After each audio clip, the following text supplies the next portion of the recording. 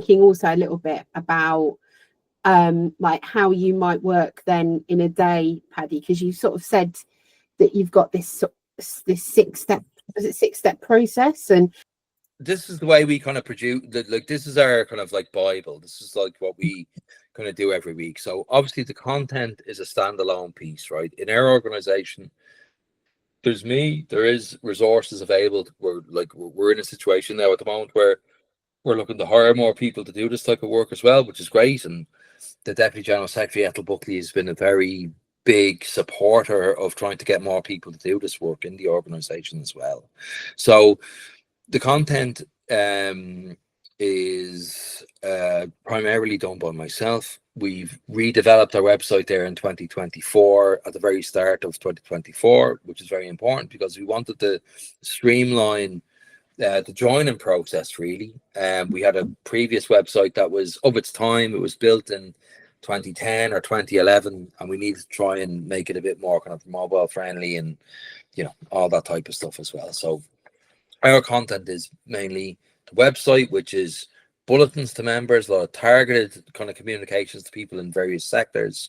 It's our social media that drives traffic back then to the website as well. And then we have social media ads that we do specific to sectors. So our unit is divided up into 5 sectors, which is health, public admin, which is the civil service essentially, manufacturing, services, which is a lot of the kind of low paid jobs in the services industry, like hospitality and the art, stuff like that. And then we have the transport, aviation, energy and construction sector, which is all the semi-states and all of that as well. So we target our ads to different sectors of the economy depending on where we are. So the content is the first part of the puzzle.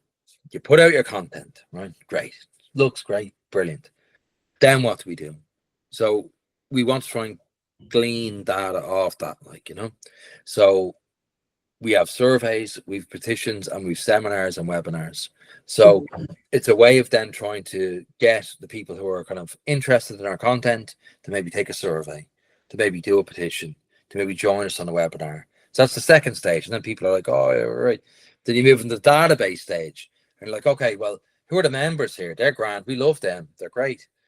But who are the non-members? That's what we really want to try and find out and try and get them to, you know, start singing off our hymn sheet. Then we start through the data gathering exercise. We develop like what are the key issues that people have. Then that moves into the engagement phase of it, which is like, okay, you're pissed off with your hours at work. Well, guess what? And then we're able to give them a nice personalized email. You start the engagement, right? Then you might be able to follow up with a phone call, right? Because if you have their mobile number, we have to follow up with that. Then you have the one-to-one. The one-to-one is the starting process. You know, you're having the one-to-one with people that you've met online. Like, I've never been involved in any kind of online dating apps or whatever, like, ever. I'm not of that generation. Like, you know, I'm all too old for that. But like, it is that kind of building of trust between people online, like, you know, with no whatever. Then you move that then after the one-to-one into the join online, and that kind of the third engagement. So you have the first engagement is the content, the second engagement is the data gathering, and then you have the database, and then you have your third engagement, which is the target email or whatever. Then you ask them to try and move to action, because, you know, as being like and I was a traditional organizer myself, that kind of moment where you like get the form, you put it down, you have a choice here, like, you know what I mean? I have a choice, you have a choice. The choice is sign that form, you know what I mean? Because it will be better for everybody, like, you know. That's the next stage there, and ask them to attend a meeting, or, you know, if they're and this works as well, like just for actual members as well. This doesn't have to be like just non-members, but the passive member who is just paying their sub, and we appreciate that and all of that. But if you want to get a bit more involved, ask them to attend a meeting. Would you like to be a shop steward? Would you like to hand out our newspaper? Would you hand out some, you know, would you get involved, like, you know? And then one part, and you said earlier on, I think you hit the nail on the head, like, we never give ourselves time in our line of work to review and refine the stuff that we're doing. So data analytics now has just provided me and people who do this type of work with so much scope to be able to say, listen, this is not working. What do we have to try and do to make it work? And that whole process is like baked in to like what we're doing in SIPTU now at the moment. It's like if something's not working, we change it and we try and one thing, and this is what Ethel really encourages as well. Like don't be afraid to kind of fail. Like there's all this thing in the movement of like people don't want to be like, you know, I don't know, maybe it's an older generation thing where people like they don't want to be seen to be, you know, got it wrong.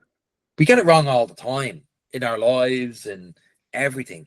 And this type of work shouldn't be any different. Like we should be not afraid to fail and try and review, refine, and then get better at it, and then share that learning with other people. Because the most learnings I've got out of this work is by speaking to other people that do this work in the movement as well, and like leaving the whole kind of ego bit aside and just try and get better, like, you know what I mean? And I think digital really lends itself to that, where like it's not like the, you know, the traditional like kind of I don't know if it's the machismo kind of way of going about things. I think this is a far more kind of what would the word be?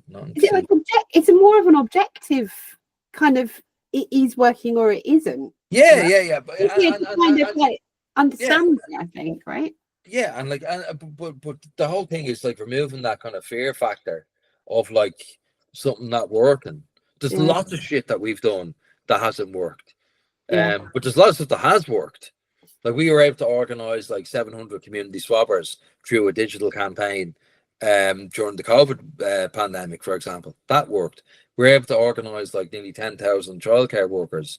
Like that worked. But there's other things that we would have done that like hasn't, like that hasn't, and you just learn from that and then try and move it on. Like, you know, we then incorporated digital strategy into trying to increase turnout, like, you know what I mean? So we do like a lot of like videos of people, we put it up across socials, we target it towards specific kind of areas in, because with online, with digital now, you can literally, like, and you know this yourself, like just target a video towards a certain area, and then it's amazing stuff, like, you know. So we don't do online ballots, but we complement with an online, very high profile kind of digital strategy, trying to increase turnout. Because even if people, you know, they don't think that digital is the way forward, for not the way forward, digital is the answer for a specific campaign, right?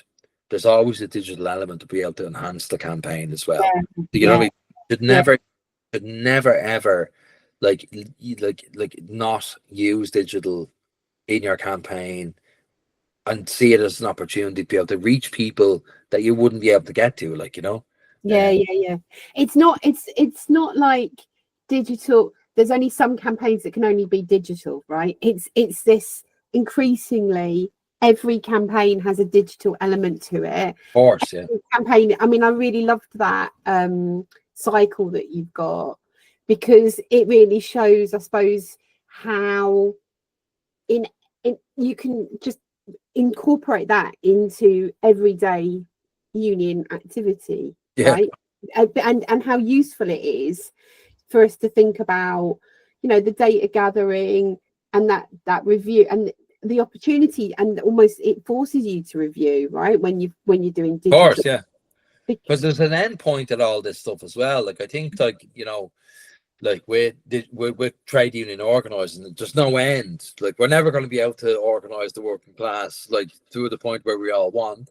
But like when you have a set kind of campaign with digital, there are metrics, there are outcomes. You have your outputs, you have your outcomes. What's worked, what hasn't.